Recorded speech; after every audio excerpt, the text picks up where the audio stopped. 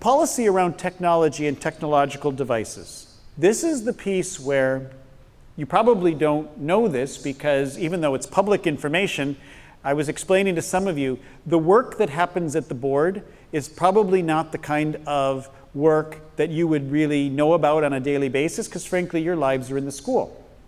But last year, our Board of Trustees approved a very large sum of money so that in 3 years, every single learning space in the Hamilton-Wentworth District School Board will be wireless. That doesn't exist, as you know, right now.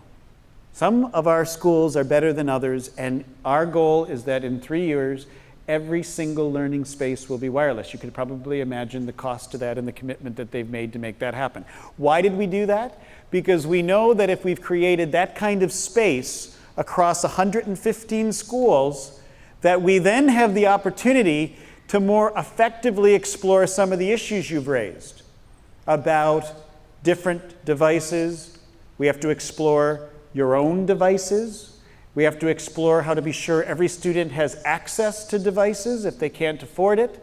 And the list of things we need to work on is important, but I'm going to tell you up front from the director, we agree that the 21st century means we have to think differently about our learning spaces and our learning tools.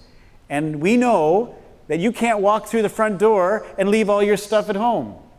That doesn't make a lot of sense if that's part of how you learn. Now, interestingly enough, a couple of you said to me as we were walking around, you don't really learn with those technological tools, so I'm not suggesting we're moving to a place where everybody's got to do the same thing.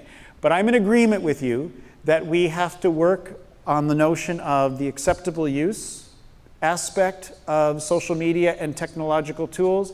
We have to learn better how to integrate technological tools in the kind of learning that you're asking for. But our starting point was to create a level playing field amongst all schools, which is why we have moved toward a completely wireless platform. It will be completely in place in 3 years, and it will provide us less of a challenge when you brought up the future shop piece, because it may look as if the board's just being unresponsive. But we still have to figure out how to deal with the fact that just because, I'll use an example, we want to explore what the notion of if people used their own devices, so like an iPhone works on our wireless network, we need to learn, and we need to do it quickly, what impact that has. Do we have the capability to make that happen? What is it that we need to do in our classrooms in order to make this an effective thing and not just a distracting thing? You see what I'm saying? So let me leave it to say, I appreciate your questions.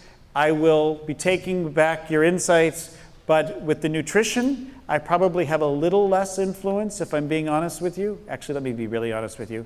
I don't have a lot of influence. It comes from a bigger place. With the technological tools, acceptable use, facilitating when you say something comes up like the Highland example, that I do have some influence over, so I will take that back. Thank you for that.